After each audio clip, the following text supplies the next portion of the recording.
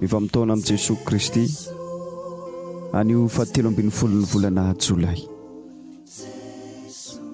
Tiako hitanao amin'ny fiainanao azany harem-ben'ny famonjeko, ny hafalianao fa tena tiany hatrany ianao.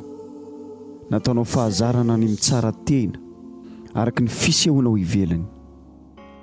Ny zavatra nataonao na ny fihetseponao raha tia izay hitanao eo amin'ny fitaratra ianao dia mahatsiaro tena ho mendrika ny fitiavako kokoa.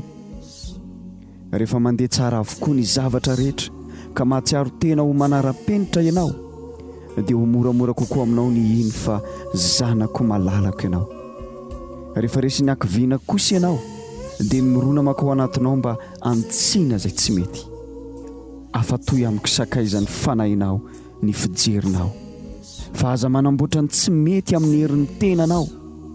Aleo ampiasaina hiderana ny herinao toy izay lanina amin'ny hitsarana tena tsarovy fa mahita anao rakotry ny fahamarinako aho, mamirapiratra ny fitiavako tanteraka.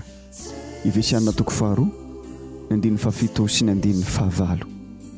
Nataony izany mba hanehoany amin'ny andro avo rehetra ny are-pahasoava amin'io papany, satria mora fota amintsika izy tamin'i Kristy Jesoa. Hebreo toko 7 ny 2.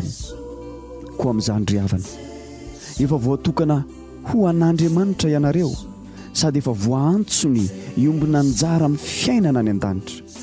Ka dinio i Jesoa ilay irak'Andriamanitra sady mpisorona be antoko ny finoana izay ekentsika.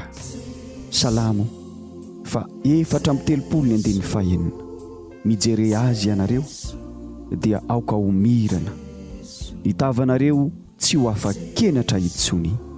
Amen. Jesoa